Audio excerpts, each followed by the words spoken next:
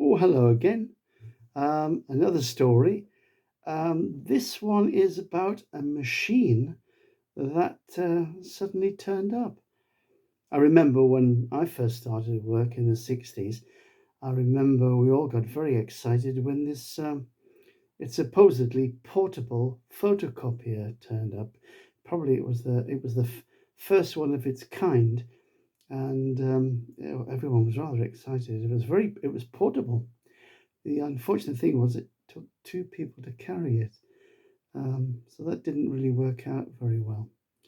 This is called Out of Order. Oh, by the way, welcome to all my new subscribers from the Ukraine and Australia, New Zealand, and Canada. Thank you very much. And I hope the word spreads over there as well. But this is called Out of Order. I wrote this about 20, 30 years ago. And I hope you enjoy it. Written by me, read by me, copyright by me, Al Donaldson. Out of order. Services have now been restored. Read the message on the screen of this odd machine that had appeared at work. Is it a new vending machine? Marjorie asked. There's nowhere for the coffee cup to come out. What about for chocolate? Lawrence asked. No slot anywhere. Then what is it for? It could be a new photocopier, said Foster. There's nowhere for the paper. It's very streamlined. Maybe the paper slot appears when you press a button. I pressed the one green button. Nothing happened. Gradually, the throng started to move away to their desks. I returned to work wondering what this machine was. It looked like a vending machine. Beryl, my supervisor, appeared at my desk. This report you've done from the Matlock meeting is rubbish. Do it again. I was never a fan of this supervisor.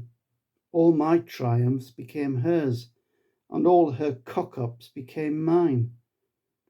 I'll see what I can do. I looked up, but she'd already gone. Blast her, I said under my breath, and I heard the machine give a beep. I gave it a look. Maybe it was trying to download an update. Later that day, there was an almighty scream. Beryl, while trying to photocopy my old report, had electrocuted herself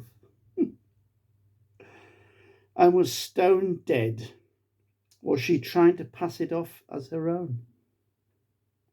I'll never know. Foster stood in front of the machine.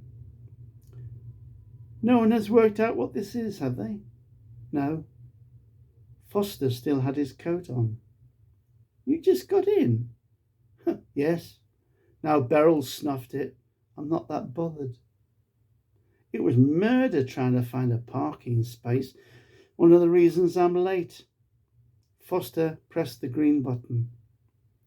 Did I tell you I got a parking ticket yesterday from the commandant? The commandant was the parking attendant of the car park we used opposite.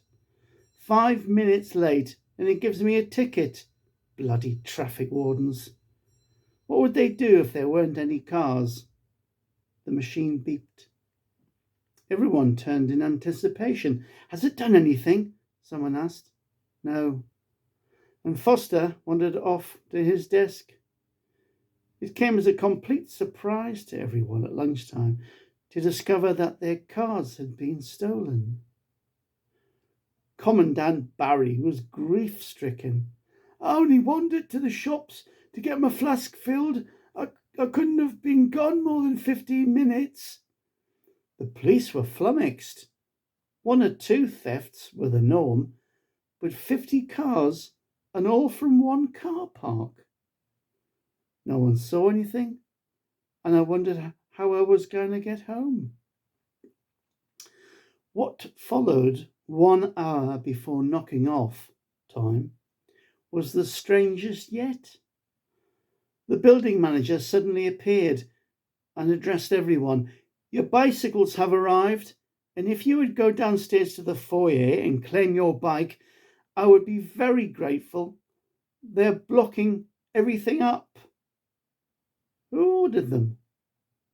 I don't know. A big lorry turned up and dumped them. Everyone that had lost a car was now the owner of a shiny new bike. We all cycled home and cycled to work the next day to find that the car park was now equipped with cycle racks, and Commandant Barry was nowhere to be seen. It's all very odd, said Diane. Excuse me. I agreed with her. I stood in front of the machine, still trying to work out what it was, and I pressed the green button. Then she said, Do you know who will be replacing Beryl? I don't know. It should be you. Me take over from Beryl as supervisor? That would be nice. And the machine gave a chugging noise. Nothing happened. I blew out my cheeks, annoyed I couldn't work out what this thing was, and sat at my desk. The telephone rang. It was Charlton from Human Resources, asking if I would take over as supervisor, a permanent appointment. Well, I was gobsmacked. I settled in pretty well, and after a week came the thing I'd been dreading. The annual staff appraisal. They were no longer my colleagues. They were the staff. I looked at what Beryl had written about them, and on the whole she'd been pretty accurate. I got to Diane's file and found that Diane had had 2 oral warnings and was on a final written warning. Yesterday she made an almighty cock-up, and it looked like it was now my job to sack her. My hands were tied. Well, it was not a pleasant experience telling someone they were fired. Diane just stormed off in tears. It was at lunchtime when I popped into the main office, and she was standing in front of the machine, and I heard just the end of her sentence run over. Hello, you all right? She turned towards me as red as a beetroot and stuttered, Yes, I've got to run over to the ladies. That evening I picked up my bike and noticed the tyre was flat. I'd picked up the puncture the other day and just hadn't got the time to fix it. I got the inflator and gave the tyre a good pump. I got halfway home when I realised the tyre needed another dose of air. So I stopped, propped the bike against the lamp post. Suddenly there was a whoosh of air and an almighty bang. A van had come hurtling out of the side street and missed me by inches. It embedded itself into the wall of the house, exactly where I would have been if I hadn't stopped. The van driver was apologetic. As I came to the junction, I braked. I've no idea why I shot out like that. We were both shaken. The next day at the office, I noticed people standing around the machine. What's up? I asked. It's got a new message. Unable to comply with instruction. Out of order. It flashed. This alternatively with another that said, New attempt at instruction will proceed once services have been restored. Later in the week, the machine disappeared. We asked the office manager where it had gone. He knew nothing about it. Nothing had been delivered to our department, and nothing had been collected. I've stopped cycling to work. If I walk anywhere, I always face oncoming traffic. and I'm always looking over my shoulder and hesitate before stepping off the curb to cross the road. I dread the day when a machine suddenly appears in someone's office and the display reads, "Services have now been restored." Hope you enjoyed that. Just a bit of fun. If you did like it, please click like and please subscribe and share. And thanks.